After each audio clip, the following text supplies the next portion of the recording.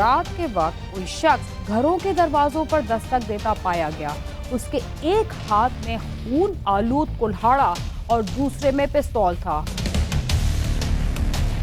وہاں پہ ایک بندے کو مار دیا گیا ہے اور اس کا سر تن سے جدا کر دیا گیا ہے. انٹروگیشن کے دوران جو ہے نا پھر اس نے بتایا جی کہ میں نے تو آج شام کو ایک اور قتل کیے اور میں نے اس کا جو ہے نا سر تن سے جدا کر دیے. فلمیں دیکھ کے بھی یہ بڑا اٹریکٹ تھا. اس کے جو پردادا تھے کہ جی اس نے 99 قتل کیے.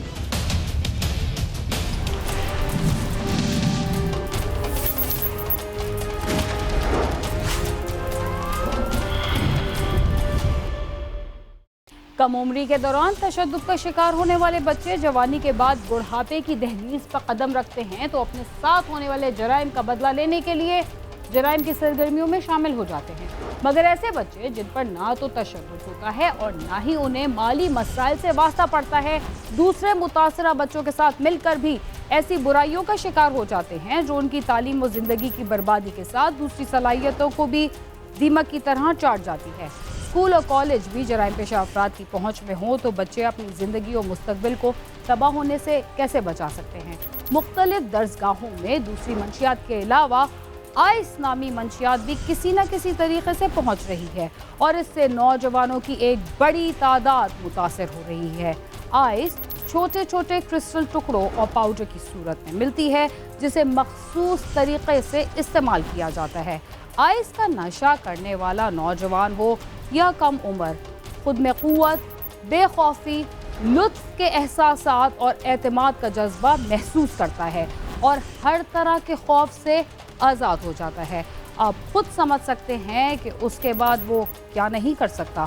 کاش ہمارے تعلیمی اداروں کو اسلحے اور منشیات سے پاک کرنے کے لیے کوئی خصوصی مہم چلائی جا سکے اور نوجوانوں کی قیمتی مستقبل کو تباہی سے بچایا جا سکے. فلمیں دیکھ کے بھی یہ بڑا اٹریکٹ تھا. اس کے جو پردادا تھے کہ جی اس نے 99 قتل کیے. چند سال قبل راولپنڈی میں ایک جنونی شخص نے خواتین کو چھریاں مار کر زخمی کر دیا تھا.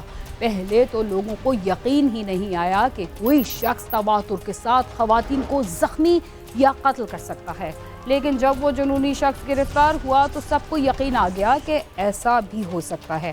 ملک کے خوبصورت اور پہاڑی علاقے مری میں بھی چند روز قبل اس وقت اچانک خوف کی فضا قائم ہو گئی تھی جب رات کے وقت کوئی شخص گھروں کے دروازوں پر دستک دیتا پایا گیا. اس کے ایک ہاتھ میں خون آلود کلہاڑا اور دوسرے میں پستول تھا. وہ اس حالت میں یہ بھی کہتا ہوا پایا گیا کہ اس نے کسی کو قتل کر کے اس کی لاش کے ٹکڑے کر دیے ہیں اور وہ مزید افراد کو بھی قتل کر دے گا. قتل کی یہ دھمکیاں سچی تھیں یا پاگل پن کا مظاہرہ تھا؟ دھمکیاں دینے والا کون تھا اور وہ کیسے بے نقاب ہوا؟ اس کے لیے کرائم سین کی ٹیم کو مری جانا پڑا. وہاں جانے کے بعد جو انکشافات ہوئے وہ ہم آپ کے سامنے بھی لانا چاہتے ہیں. آئیے ہمارے ساتھ آپ بھی مری چلیے اور دیکھیے کہ اصل بات کیا تھی.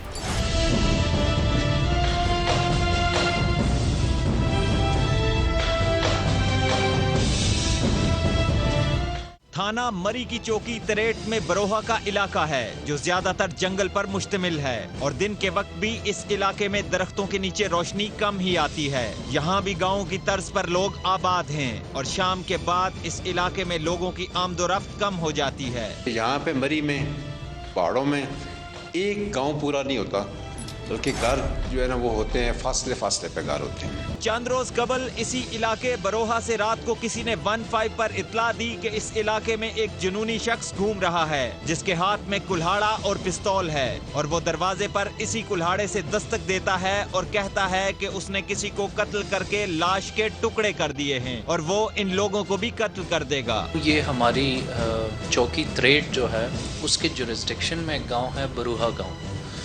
تو یہ رات کا ٹائم تھا. ہمیں اطلاع دی گئی کہ جی وہاں پہ ایک بندے کو مار دیا گیا ہے اور اس کا سر تن سے جدا کر دیا گیا ہے اور علاقے میں اس وجہ سے کافی خوف و ہراس پایا جاتا ہے کیونکہ جس کا بتایا جا رہا تھا کہ جس نے قتل کیا ہے تو اس کا اس طرح کی ایک ہسٹری ہے، ایک ٹریک ریکارڈ بھی ہے اس کا کہ اس نے پہلے بھی مرڈر کیے ہوئے ہیں. اور اب وہ اور لوگوں کو بھی دمکا رہا ہے کہ اگر میرے ساتھ کسی نے تو تکرار کی یا کوئی ایسی کوشش کی تو میں اسے بھی مار دوں گا. 15 پہ کال ریسیوڈ ہوئی ہے ہمیں کہ جی اس طرح کا ایک شخص ہے جس نے پہلے بھائی کو قتل کر دیا تھا اور اب وہ جو ہے نا دیگر لوگوں کو بھی قتل کرنا چاہتا ہے.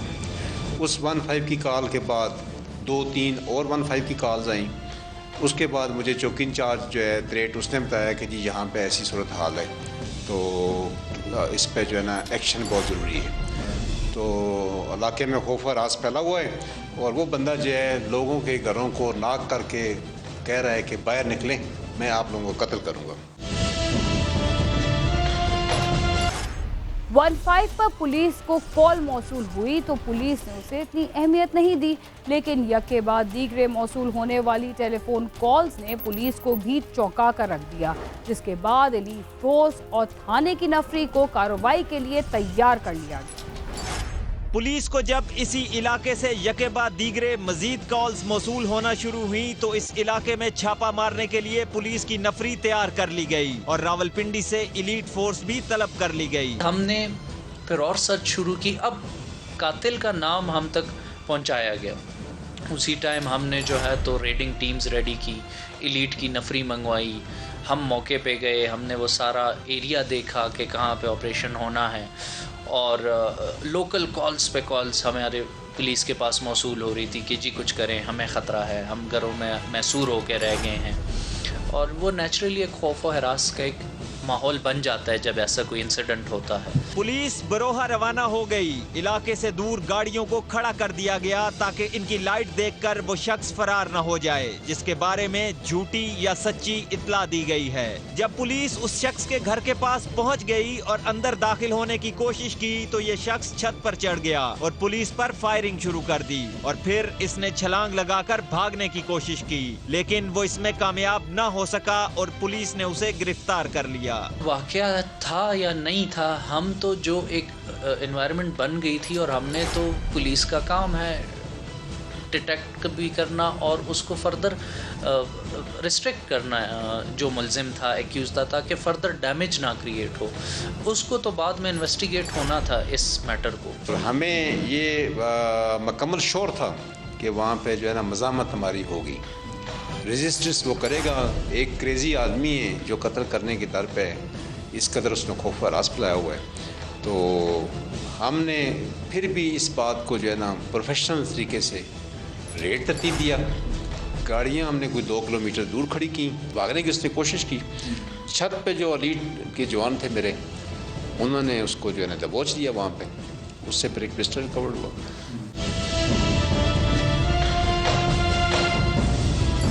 چھت پر موجود شخص نے جب دیکھا کہ پولیس نے اسے چاروں طرف سے گھیر لیا ہے تو اس نے چھت سے چھلانگ لگا کر بھاگنے کی کوشش کی، لیکن وہ فرار نہ ہو سکا اور پولیس کے ہاتھ آ گیا. پولیس نے اسے قابو تو کر لیا، لیکن کسی کو بھی ابھی تک اس بات کا یقین نہیں تھا کہ جس معاملے میں اسے گرفتار کیا گیا ہے وہ سچ بھی ہو سکتا ہے. پولیس نے جسے حراست میں لیا تھا اس کا نام راجہ بختیار ہے. اسے پولیس نے قابو کرنے کے بعد گاڑی میں بٹھا لیا تھا، لیکن وہ یہ کہتا رہا کہ اس نے ایسا کچھ نہیں کیا. اس نے کسی کے ٹکڑے نہیں کیے. اس نے چند دن پہلے صرف اپنے بھائی کو قتل کیا تھا. انٹیروگیشن کے دوران اس نے جو یہ مرڈر کیا ہے اس کے بارے میں نہیں بتایا. بھائی کے مرڈر پہ اس نے کہا کہ بھائی کو میں نے مرڈر کیا ہے. ایک مرڈر میں نے اسلام آباد میں کیا ہوا ہے، اس میں میں اشتہاری ہوں. اس کے علاوہ دیگر کوئی بات نہیں ہے. بختیار سے راستے میں پوچھ گچھ جاری رہی. پستول اس سے برآمد ہو گیا تھا، لیکن وہ یہ بات نہیں مان رہا تھا کہ علاقے میں خوف و ہراس اس نے پھیلایا تھا. ایسے شخص کو چھوڑا نہیں جا سکتا تھا کیونکہ چند روز قبل ہی اس نے اپنے سگے بھائی کو قتل کیا تھا، لیکن گھر والوں نے اس کے خلاف کوئی کارروائی نہیں کی، جس کی وجہ سے وہ سزا سے بچ گیا تھا.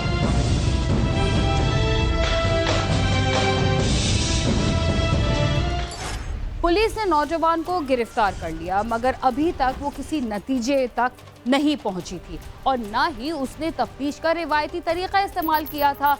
جب اس سے مزید تفتیش کی گئی تو کیا انکشافات ہوئے، ہم آپ کو اس بارے میں بھی بتائیں گے. مگر پروگرام کرائم سین میں وقت ہوا ایک مختصر سے وقفے کا، جس کے بعد ہم دوبارہ آپ کے ساتھ ہوں گے. تب تک آپ سما کے ساتھ ہی رہیے.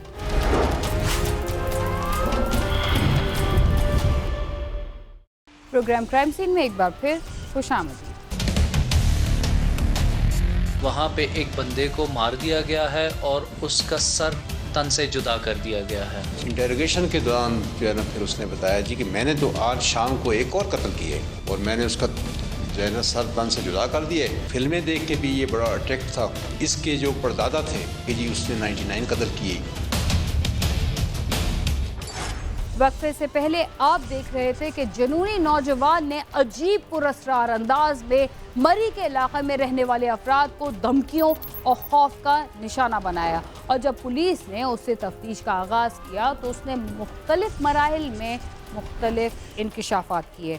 पुलिस को ये बात तो मालूम थी कि उसने अपने भाई को मामूली सी बात पर कत्ल कर दिया था, लेकिन उसके साथ एक और भी इंकिशाफ हुआ कि उसने इस्लामाबाद में भी एक शख्स को कत्ल किया था। वो इस केस का इश्तिहारी मुजरिम था, लेकिन पुलिस ने उसे अब तक गिरफ्तार नहीं किया था। राजा बख्तियार ने पुलिस को बताया कि चंद रोज कबल उसे उसकी मां ने डांटा था, जिस पर उसकी मां और भाइयों के साथ तल्ख कलामी हुई थी। इसने मां को थप्पड़ मारा तो उसके भाई ने उसके साथ हाथापाई की, जिस पर उसने उसे गोली मारकर कत्ल कर दिया। उसने जब भाई को कत्ल किया तो घर वालों ने पुलिस को पोस्टमार्टम करने से मना कर दिया कि वो किसी किस्म की कोई कार्रवाई नहीं करवाना चाहते, जिसकी वजह से वो अपने जुर्म की सजा से बच गया। बख्तियार ने एक कत्ल इस्लामाबाद में किया था जिसमें वो इश्तिहारी था, लेकिन हैरत की बात यह है कि वो इस्लामाबाद आता जाता रहता था, मगर पुलिस उसे गिरफ्तार न कर सकी। भाई को कत्ल इसलिए किया कि भाई जो है ना, भाई और वालदा दोनों घर में मौजूद थे। ये आया है तो भाई ने इसको गालियाँ दी है कि तुमने कोई अच्छा काम करो, तुम बुरे काम क्यों करते हो, वालदा को क्यों तंग कर रहे हो। जब वालदा को इसने अपनी वालदा को मुंह पे थप्पड़ मारा, थप्पड़ मारने के बाद भाई ने इसको पकड़ने की कोशिश के दौरान उसने फायर हिट कर दिया। एट द स्पॉट ही भाई जो है उसकी डेथ हो गई, क्योंकि बहुत नज़दीक से फायर किया उसने। घर वालों ने जो है ना उठाया, सीधे हॉस्पिटल में ले गए 12 को ले जाने के बाद घर वाले, इसकी वालदा, इसके भाई, उन्होंने कहा जी कि हम पुलिस केस जो है ना वो नहीं करेंगे, गलती से हो गई है। इसने गलती से राइफल गन साफ करते हुए जो है ना इसको फायर लग गया, लेकिन हमें सारी स्टोरी का पता था।